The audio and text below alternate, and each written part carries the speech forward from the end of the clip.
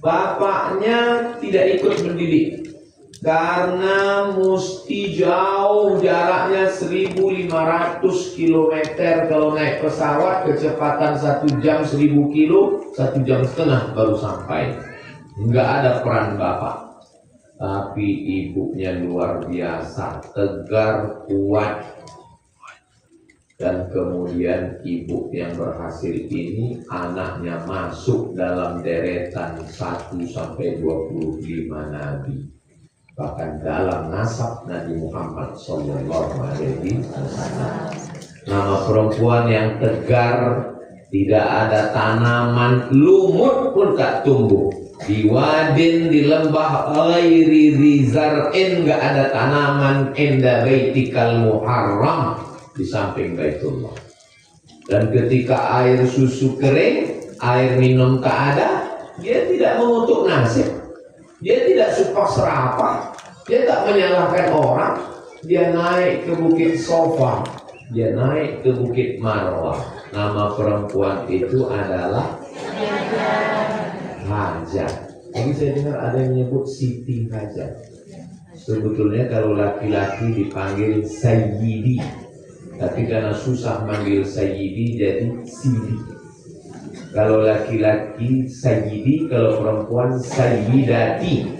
Karena payah nyebut Sayyidati jadi Siti. Karena nggak sopan nyebut nama orang.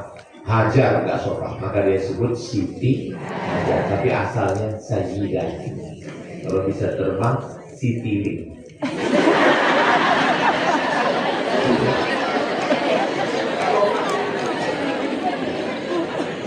Waktu suaminya mau pergi pulang ke Palestina, suaminya sudah naik di atas hewan tunggangan, dipegangnya ujung jubah suami.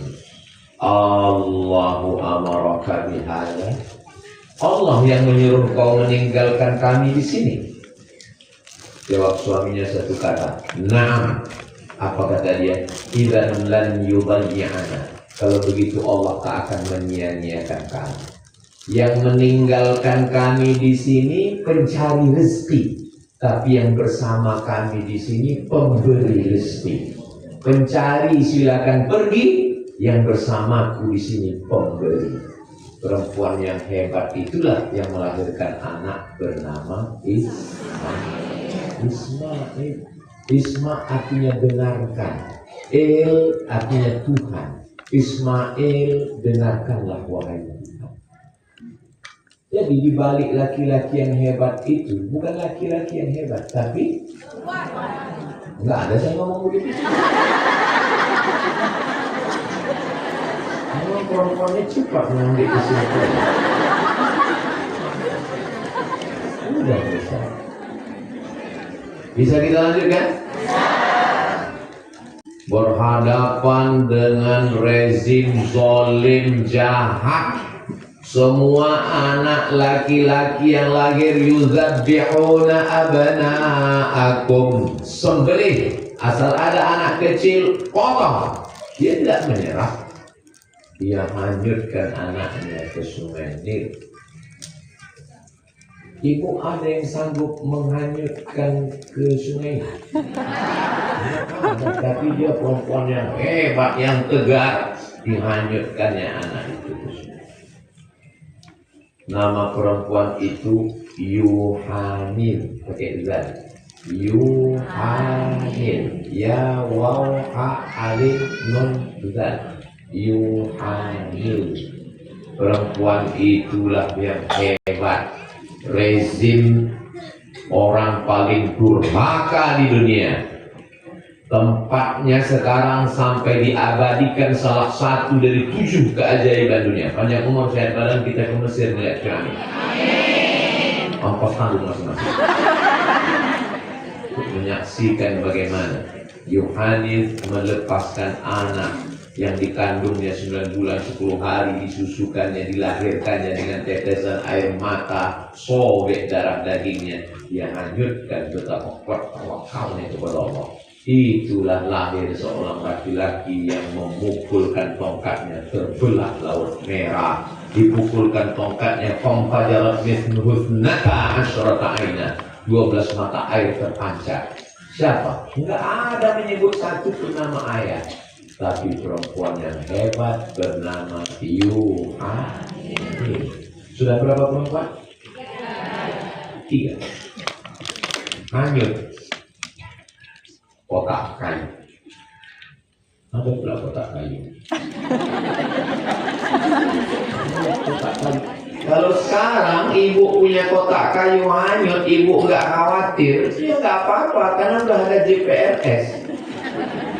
Tapi ini hanyut nggak tahu siapa yang mengikuti anak ini hanyut di tepi sungai Nil. Hanyutnya kemana? Jangan-jangan dimakan kuda Nil. Yang mengikuti juga bukan laki-laki, tapi para kakak Nabi Musa alaihissalam.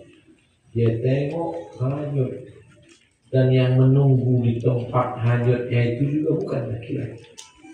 Karena ada seorang perempuan yang sedang mandi bersama dayang-dayangnya. Dia tengok ada kotak hanyut. Dia bilang sama dayang-dayangnya, ambil kotak itu, bawa ke situ. Pas dibuka, selama ini dia berdoa ingin punya anak. Saking hebatnya doanya terkabul tanpa mengandung, tanpa melahirkan, langsung dapat anak. Dan anaknya nangis.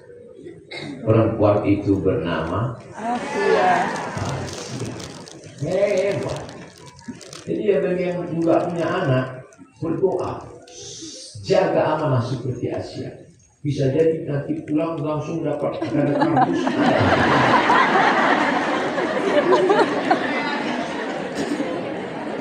Dirikan Allah, dijaga sampai namanya diabadikan dalam Quran. Waraballahu mathalan lilladzina amanu mara'ata fir'aun. Istri Fir'aun. Apa doa dia?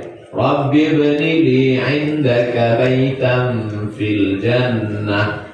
Ya Allah, bangunkan aku satu tempat dalam surga. Wa najjini min fir'auna wa 'amalihi wa najjini minal qaumidh dhalimin.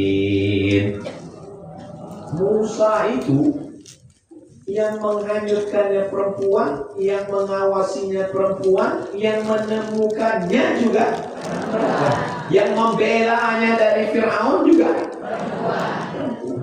perempuan. Makanya kami ini minoritas. Perempuan.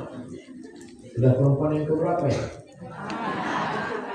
Ibu Nabi Musa Ibrahim, istri Nabi Ibrahim, ibunya Nabi Ismail, ibunya Nabi Musa, kakaknya Nabi Musa, ibu angkatnya Nabi Musa.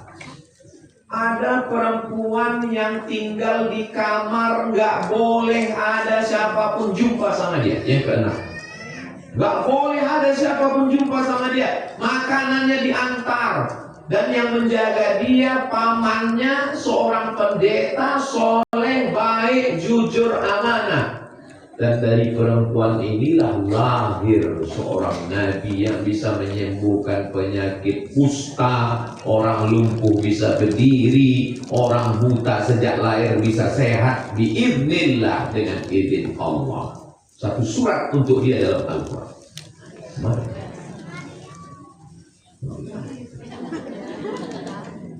Kalaulah Al-Quran itu buatan Nabi Muhammad SAW, pasti di situ ada surat Aminah, pasti ada surat Khadijah, pasti ada surat Aisyah, pasti ada surat Hafsah, pasti ada surat Maria. Tapi yang ada di dalamnya adalah surat Maryam. Begitulah di balik orang-orang hebat ada perempuan yang hebat. Berikutnya yang ke-7. Orang minum khamar, berjudi, berzina, mabuk. Sampai ketika turun ayat haram khamar, itu ditumpahkan khamar, basah tanah-tanah kota Madinah. Saking hobinya mereka minum khamar. Tapi dia tetap menjaga amanah. Perempuan yang menjaga amanah, bahasa Arabnya aminah. Aminah melahirkan laki-laki penjaga amanah, al-amin. Kalau laki-laki, amin. Kalau perempuan, aminah. Tidak akan mungkin ada amin kalau tidak ada aminah. Ini nggak boleh didengar laki-laki. Karena kalau didengar pulang dia nanti dia bilang, patutlah anak kita tidak al-amin karena kau tidak aminah. Ya tentu. Kau ngaku jenenge ngati ya. Ripun kabare panjenenganipun? Saya. Muga-muga sugih waras. Foto kabeh mlebu masuk. Memang kalau dekat Ustaz Salim ini ular. Kesoleh, nah. Aku kok jam piro lagi? Aku isone jam 09.00, ngene jam 11 iki kok jomone metu dhewe.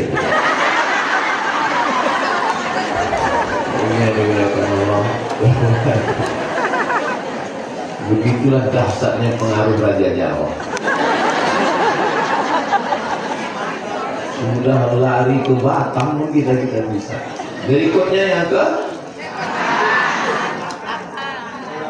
11 itu jamnya. Yang ke-8. Umar bin Khattab malam-malam pergi mau mendengarkan bagaimana keluhan masyarakat mukmin. Kalau sekarang istilahnya belusukan. Cuman bedanya Umar waktu itu sendirian. Kalau sekarang orang bawa wartawan.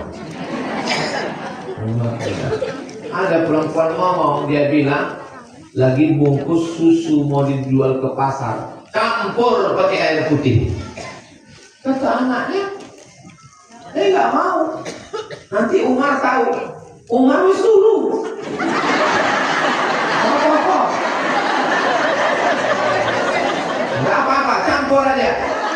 Memang Umar sudah tidur, tapi Tuhannya Umar nggak tidur. La ta'khudhuhu sinatun.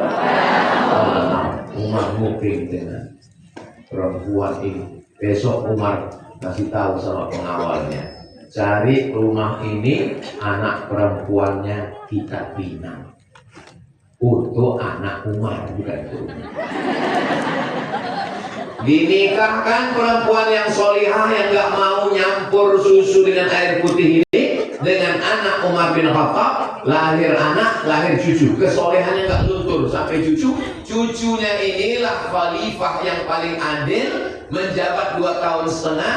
Nggak ada yang nerima zakat karena semuanya mampu. Dari Yaman ke Darul Bayda, Maroko, Yaman, Saudi Arabia,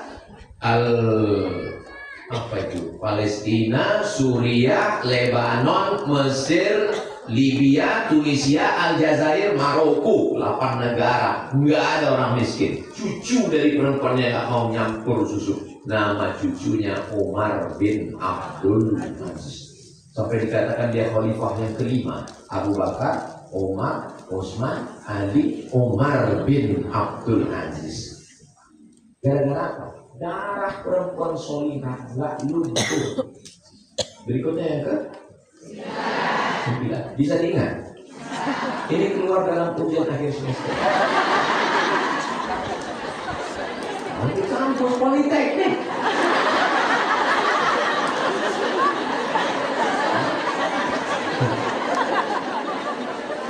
Dasi bukan sembarang dasi. Dasi dibeli di kota Demak.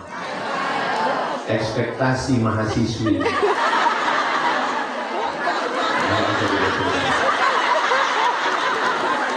Bukan saya udah tahu, saya kan mulai balik. Ini yang bagian nggak tahu.